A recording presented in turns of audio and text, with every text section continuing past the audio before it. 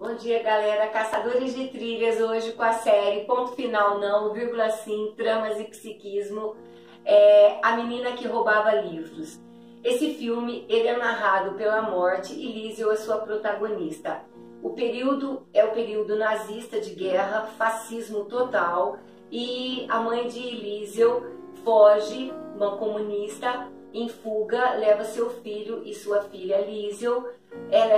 O menino é ceifado pela morte. No enterro dele, o manual do coveiro cai, Liesel rouba o seu primeiro livro.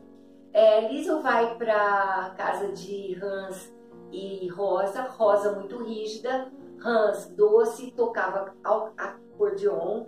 Ele tocava acordeon e ele era muito doce, amava Liesel, logo recebe bem.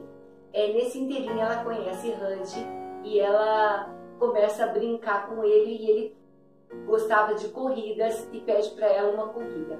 Na escola descobre que ela não sabe ler e um menino, um garoto, humilha ela e ela vai lá e o agride, projetando toda a sua dor, toda a sua raiva, todo o seu luto nesse garoto.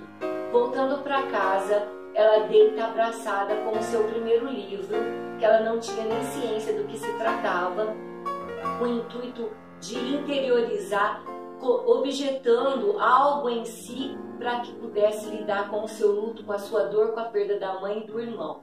Hans, entendendo tudo isso, começa a ensinar Liesel a ler e lê o primeiro livro para ela, que é o Manual do Coveiro. Essa juventude hitleriana, porque ele era um líder carismático, Hud e Liesel começa a usar o uniforme com a cruz suástica, amando tudo isso, até que eles fazem uma fogueira e queimam os livros em praça pública. Liesel rouba o seu segundo livro.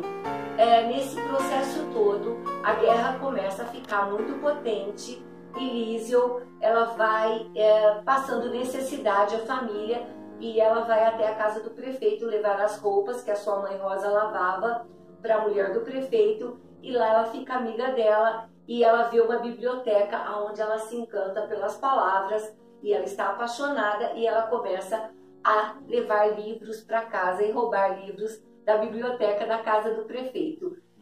Nesse processo todo, Hans faz no porão da casa um lugar para Liesel aprender a ler e escrever, e ela começa a guardar as mais belas palavras, e a palavra começa a resgatar essa garota, até que Max, um judeu, é colocado no esconderijo no porão da casa deles em fuga contra o nazismo. Ele fica hospedado na casa de Hans e Rosa, e ali nasce uma grande amizade entre Liesel e Max.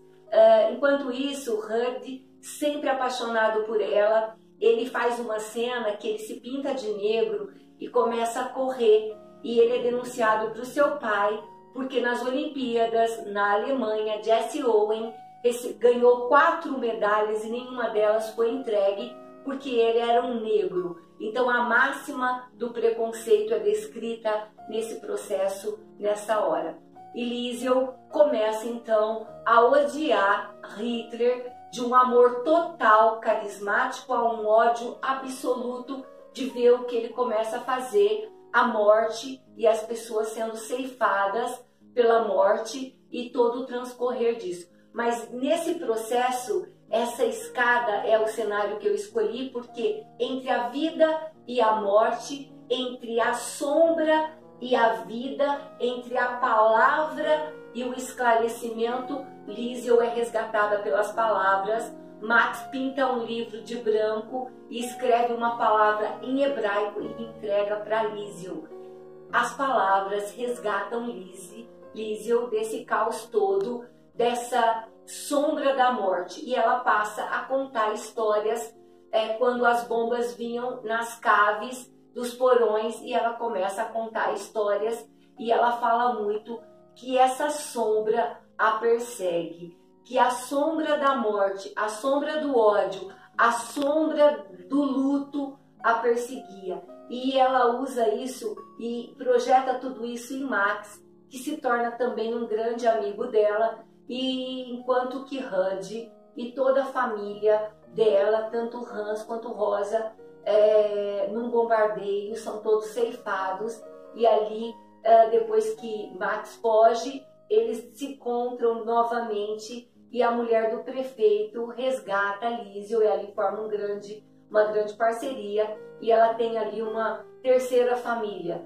E Liesel é resgatada pelas palavras, pelo sonho, e ela passa a romancear e a ser uma grande escritora, e ela vive muito, e ela retrata tudo que a sombra da morte projetada pelo holocausto, pela dor, pelo sofrimento, por todo o caos e carisma negativo de Hitler provoca no povo, que é a morte, o sofrimento. Então, assistam esse filme, que as palavras é a única coisa que permanece diante da morte e da dor e diante do caos e do ódio. Vem comigo no canal, me segue, porque eu conto tudo. Tramas e psiquismo. Um beijo, galera!